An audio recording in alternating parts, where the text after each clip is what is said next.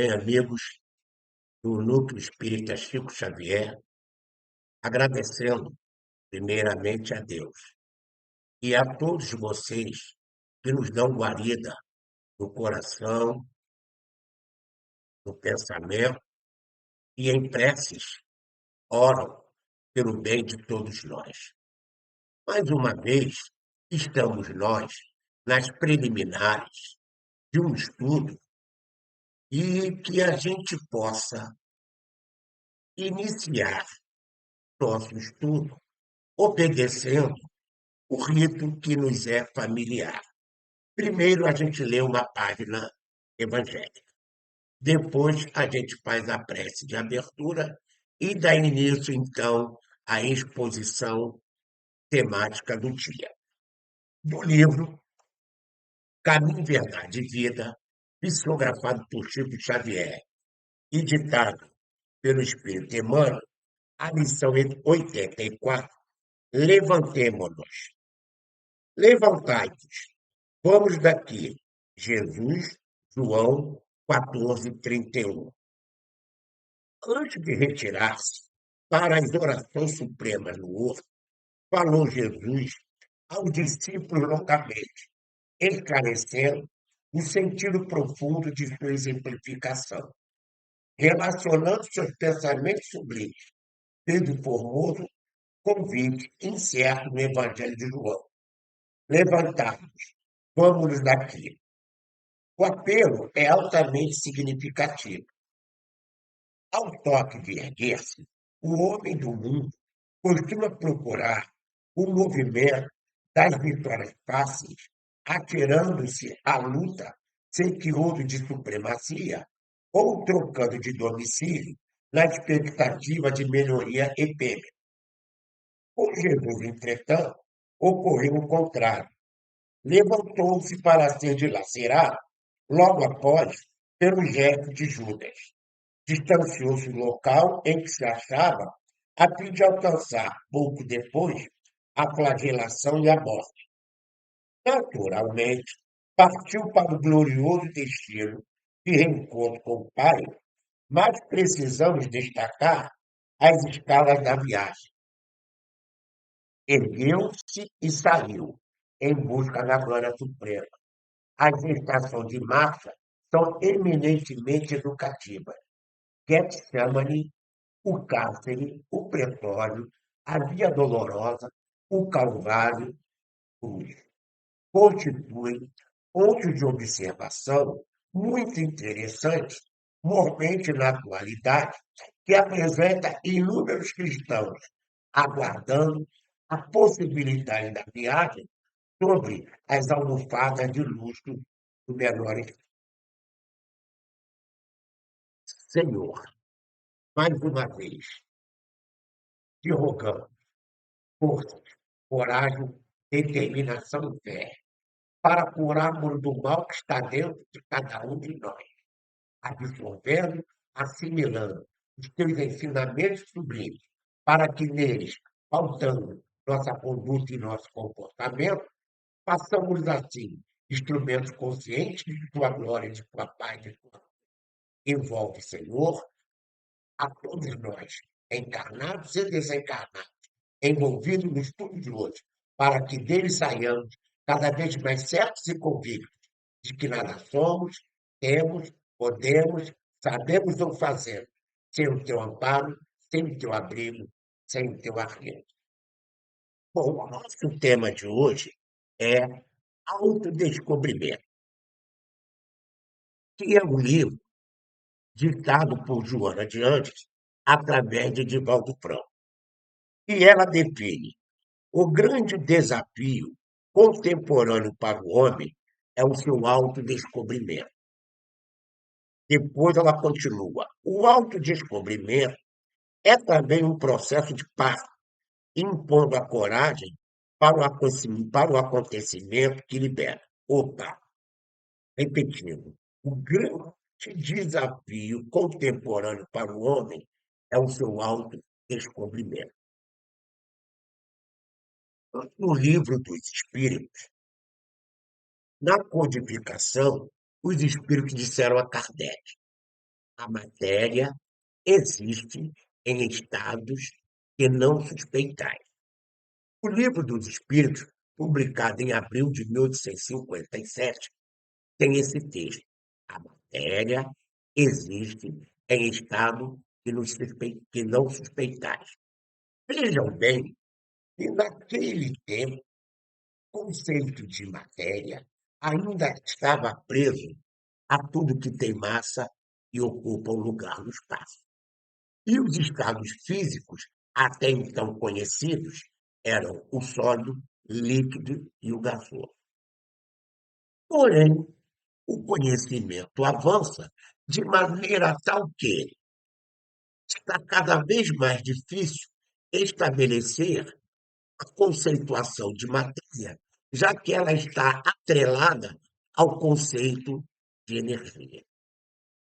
Max Planck, um dos pais da física quântica, sem que ninguém lhe perguntasse, um dia veio a público e disse: existe um domínio incriado de energia do qual tudo provém. Existe um domínio incriado de energia do qual tudo provém. Reparem que no mesmo livro dos Espíritos, esse domínio incriado de energia, de onde tudo provém, foi definido como um fluido cósmico universal. Também nós ainda precisamos entender que, se nós buscarmos hoje, já existem catalogados 7 estados para a matéria. Então, o que com isso vem nos dizer? Vem nos dizer que, se nós ainda não conhecemos plenamente a estrutura e a propriedade da matéria, ainda menos conhecemos a realidade espiritual da vida. E a gente observa que quando Lavoisier diz, na natureza nada se perde, nada se cria, tudo se transforma. Então ele já está dizendo aí que existe um domínio criado de energia, do qual tudo provém, não importa o nome que se dê, porque se numa linguagem ele é chamado de tudo cósmico universal, outra linguagem dê o nome que quiser, mas a ideia permanecerá mesma. Quanto a nós, seres humanos,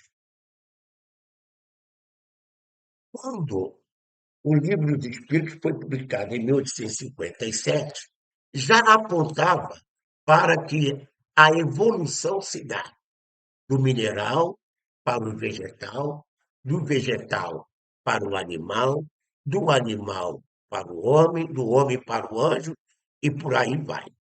Só que 2 anos depois, em 1859, quando Darwin publica a evolução das espécies, ele diz que a evolução é estabelecida no mineral, no vegetal, no animal, no homem.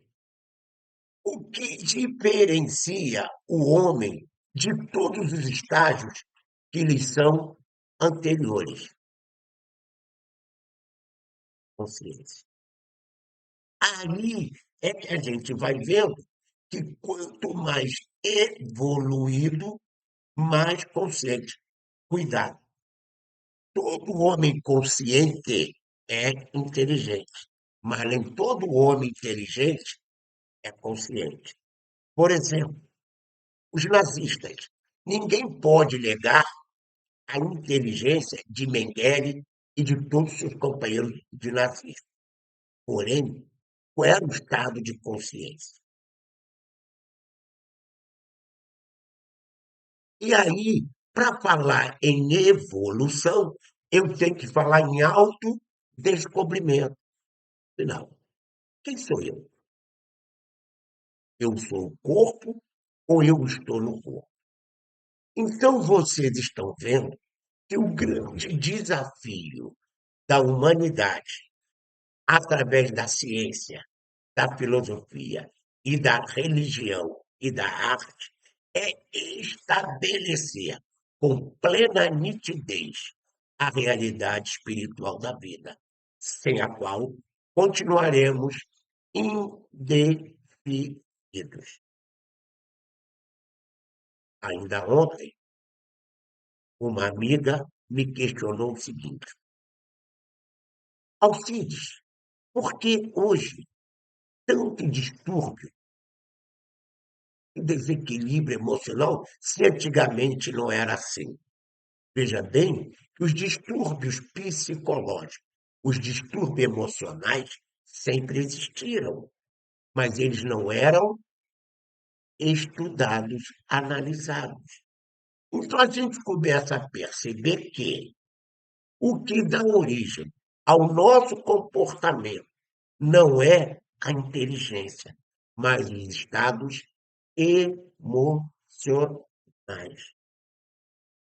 Lá no livro dos Espíritos, nos foi dito que orgulho, vaidade, egoísmo formam o tripé de todos os nossos desatinos. E orgulho, vaidade, egoísmo são estados interiores. Então, são estados interiores. E esses estados interiores são do corpo físico e do espírito, que se manifesta através do corpo físico. Então, o nó górdio da problemática da existência humana é certeza da realidade espiritual da vida. E qual é, então, o instrumento que nos traz a certeza da realidade espiritual da vida? É o computador? Não. É a mediunidade. Incompreendida, por isso mal praticada, a mediunidade acabou sendo desvirtuada e dando margem a uma série de conceitos equivocados que acabaram desnaturando o objetivo sublime desse dom, desse talento.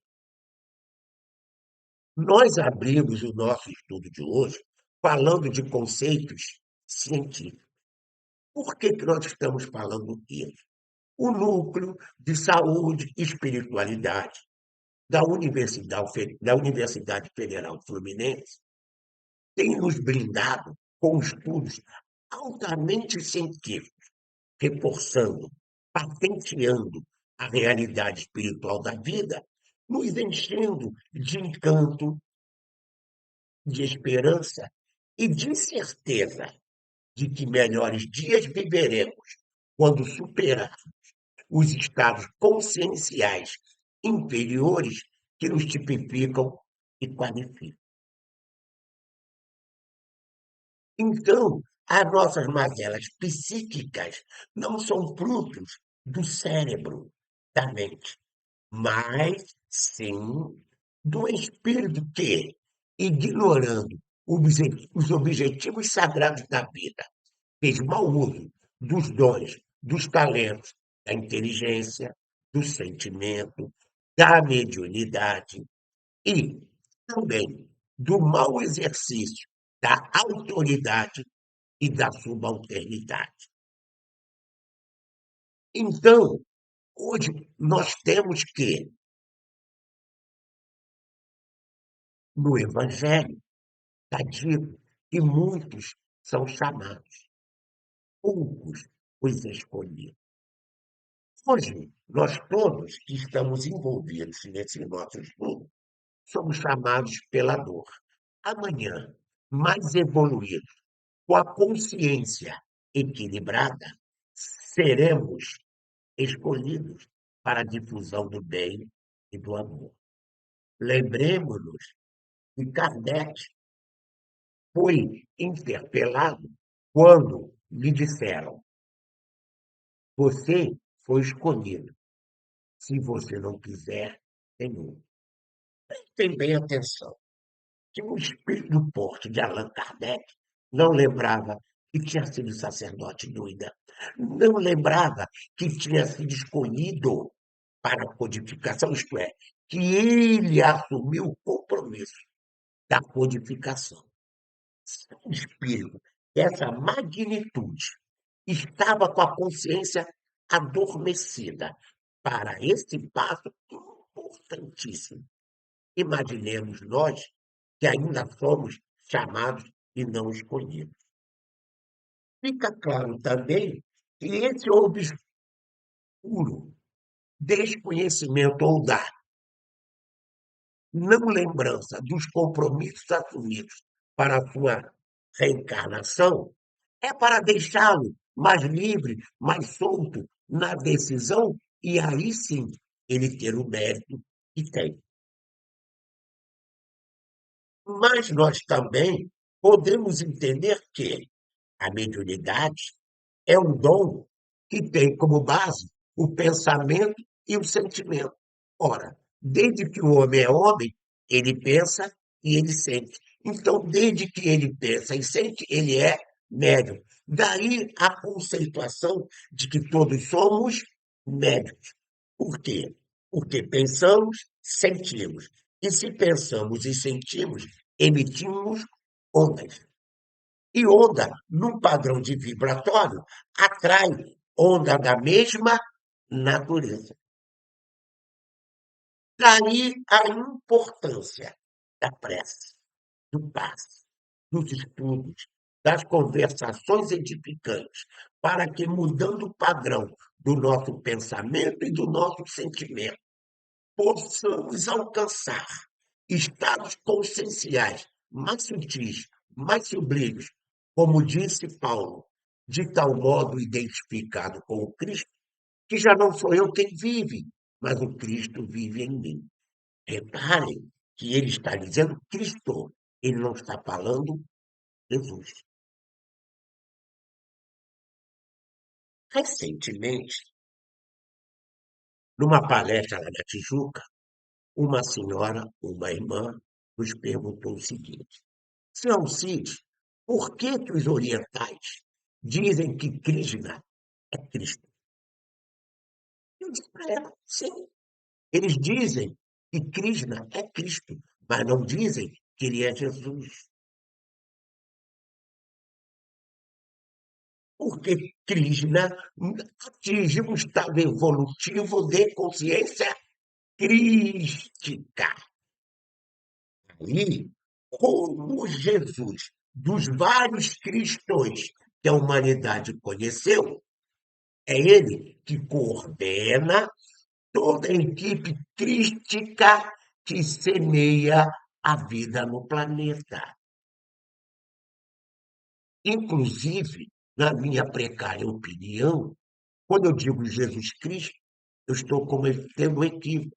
A ordem teria que ser outra. Cristo Jesus. Para eu identificar que dos muitos Cristos, eu estou me referindo a Jesus.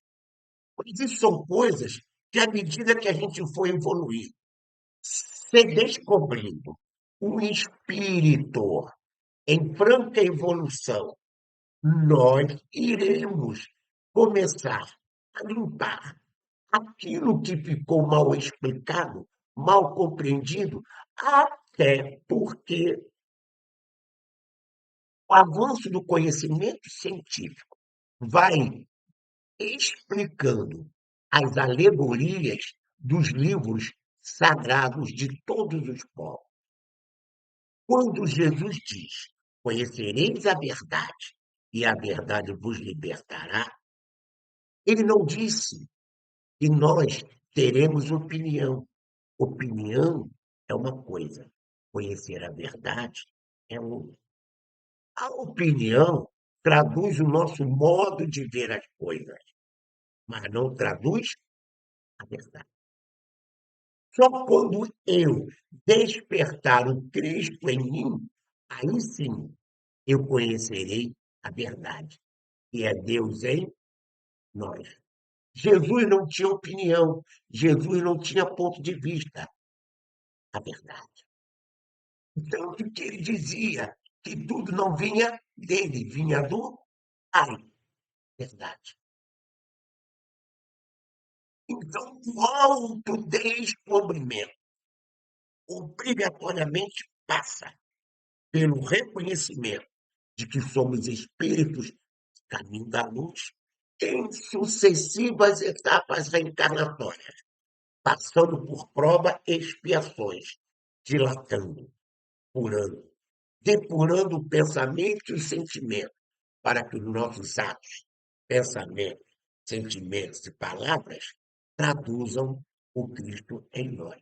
E livres da opinião e do ponto de vista, porque bebendo na fonte da verdade universal, que é o Cristo em nós, não teremos mais opinião nem ponto de vista, que são modos peculiares ou particulares da gente ver as coisas. Então, respeitemos todas as crenças, porque são modos de ver as coisas. Buda é um só. O cariótipo por eles ensinado é um só. Mas quantas escolas budistas existem? Modo de interpretar o ensinamento do mestre. Jesus, um só. O sermão da montanha é um só. Quantas escolas religiosas chamadas cristãs existem, diferindo umas das outras na interpretação, na opinião, no ponto de vista.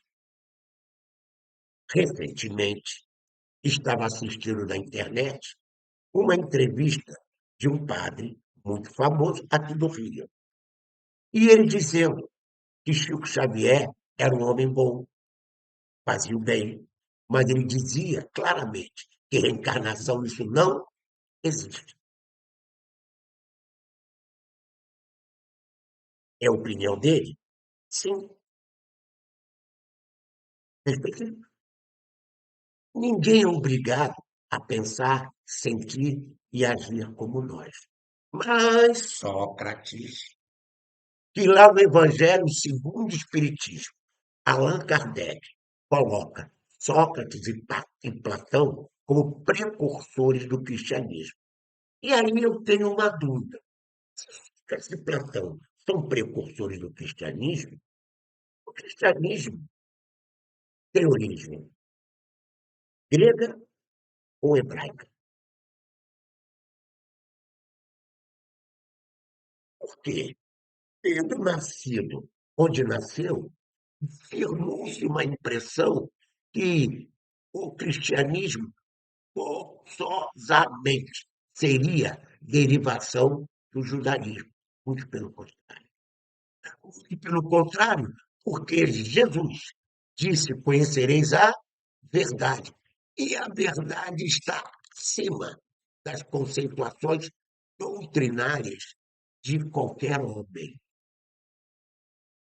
Então, quando Sócrates, aproveitando a inscrição do templo de Delfos, diz: Homem, conhece-te a ti mesmo, como me conhecer sem me identificar como um espírito imortal, caminho da luz? Porque crer em Deus passa obrigatoriamente pela aceitação da realidade espiritual da vida. Notem que as igrejas aceitam a realidade espiritual da vida. Mas quando surge uma comunicação espiritual, é atribuída ao Espírito Santo ou ao demônio. E o que são os espíritos? Seres humanos, como qualquer um de nós, que amam, que sofrem, que choram, que riem, que semeiam o bem ou o mal, de acordo com o seu estado consciencial. Ninguém virá santo que morreu. Aliás, condição de santidade seria aquela em que eu me tornasse um espírito puro, de tal modo identificado com o Cristo, já não sou eu quem vive, mas o Cristo vive em mim. E hoje, com o avanço da ciência, com o avanço das ciências do pensamento e do sentimento, a gente começa a compreender que a simples cerebração não explica todas as características do homem em si mesmo. Então, o nó da questão existencial de cada um de nós está em por que vivemos a causa, para que vivemos, finalidade. Porque se não há efeito sem causa, a vida tem uma causa. Então, tudo que se nos acontece é um efeito, o resultado dos nossos pensamentos, sentimentos e atitudes. Ah, meu Deus, por que eu sofro tanto?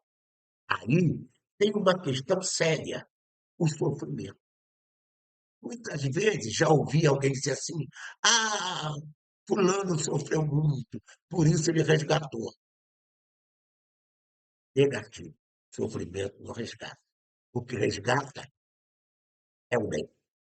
Só o amor constrói. E se só o amor constrói para toda a eternidade, quem de nós sabe amar? Quem de nós sabe ser amado? Novamente, vem a questão do autodescobrimento.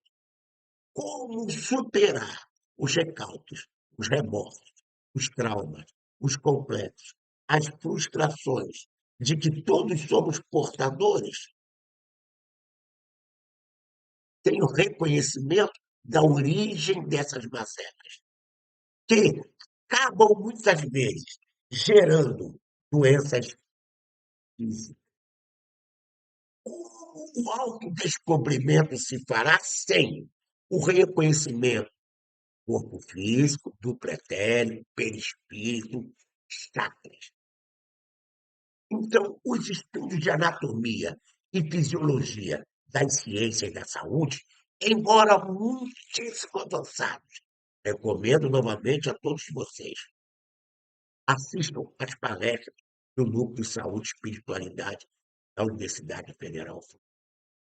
Vale muito a pena. É bastante elucidativo, é bastante esclarecedor e ajuda a cada um de nós na compreensão da realidade em que estamos vivendo, não como punição ou castigo, mas como oportunidade de aprendizado da felicidade. Então você vai perguntar: então, seu Alcide, por que a humanidade sofre tanto? Porque não aprendeu a ser feliz. E para ela aprender a ser feliz, ela vai ter que se identificar como filha de Deus que é, a caminho da luz que está em sucessivas reencarnações. E assim, quando Francisco de Assis diz: Senhor, fazes de mim instrumento de vossa paz. Onde houver ódio, que eu leve o amor.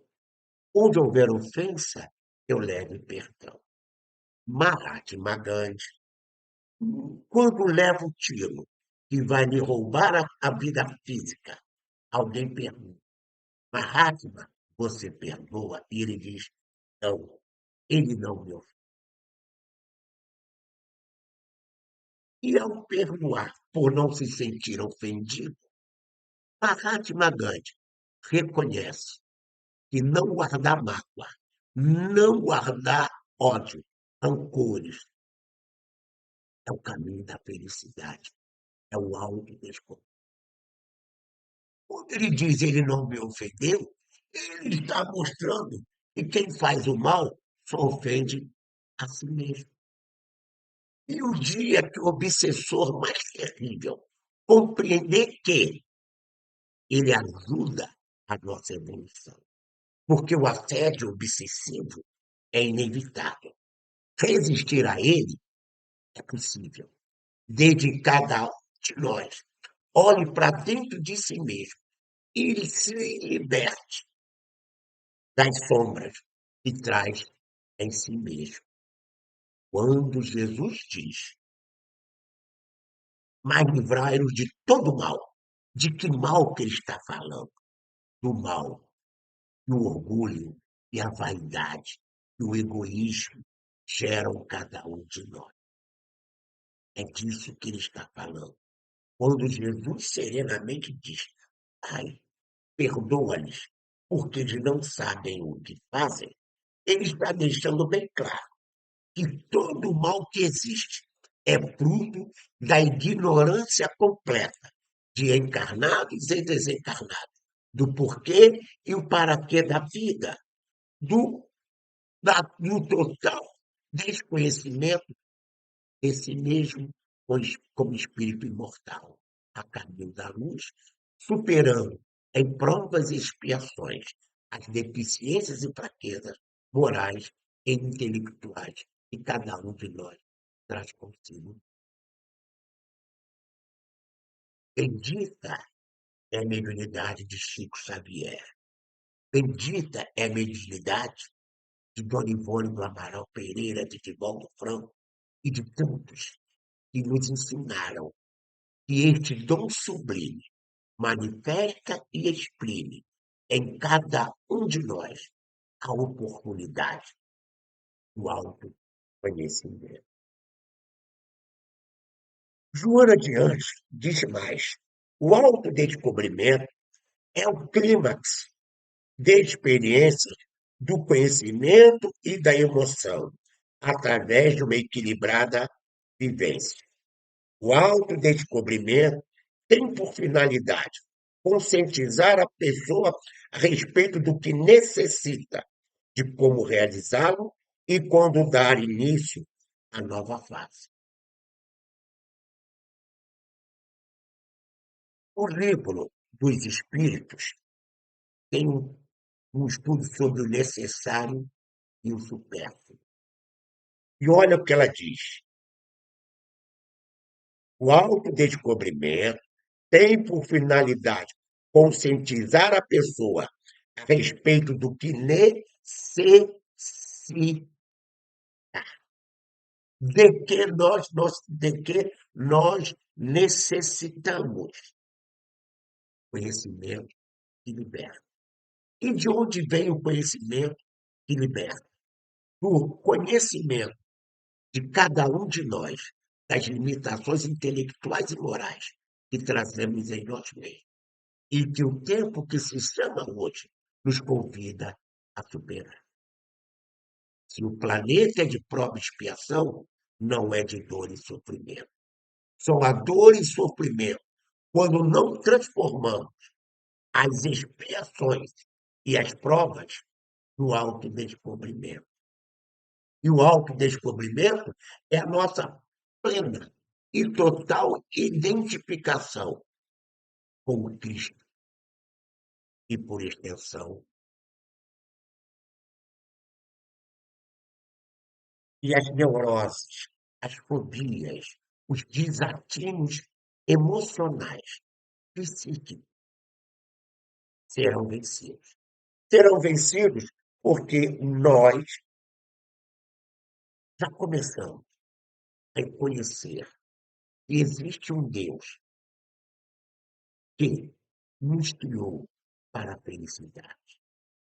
Se há dor e sofrimento no mundo, é porque nós ainda estamos presos ao obscurantismo do orgulho, da vaidade e do egoísmo. Joana de Anjos ainda continua: fazem-se imprescindíveis alguns requisitos para que logrado o autodescobrimento com a finalidade de bem-estar e de longos plenos, a saber, insatisfação pelo que se é ou se possui, ou como se encontra, desejo sincero de mudança, persistência no tentame, disposição para aceitar-se e vencer-se, capacidade para crescer emocionalmente. Gente, mudar é fácil. Se mudar fosse fácil, eu, Alcides, aos 70 anos, já seria anjo. E como angelitude para mim ainda é coisa sonhada, precisarei de outras encarnações. Ainda hoje, quando saí da reunião mediúnica do SESC, eu saí com um pensamento. Gente, onde está, afinal, o ponto nodal da sua problemática existencial? Aquilo que eu terei que superar dentro de mim para alcançar a regeneração. Aliás, a palavra regenerar significa, nascer de novo, regenerar, nascer de novo. Isto é, quando Sócrates cria seu método de ensino, e ele chama de maêutica, porque sua mãe era parteira. Ora, de que ele está falando? De homem conhece que aqui mesmo, só o autoconhecimento vai me proporcionar a superar as minhas mazelas emocionais e espirituais, tornando-me um homem novo, regenerado, porque conhecerei a verdade. Paulo de Tarso também dizia isso. Combati o bom combate, completei a carreira, guardei a fé. Então, meus amigos, que possamos nos descobrir, nos reconhecer, nos aceitar como filho de Deus que somos, a caminho da luz que estamos, buscando não opinião e não ponto de vista, buscando nas nossas discussões filosóficas nunca ter razão, mas compreender, aceitar e viver o Cristo em cada um de nós, despojando-nos das imperfeições morais e intelectuais, do ciúme, da mágoa, da inveja, tornando-nos inofendíveis, mansos, humildes de coração.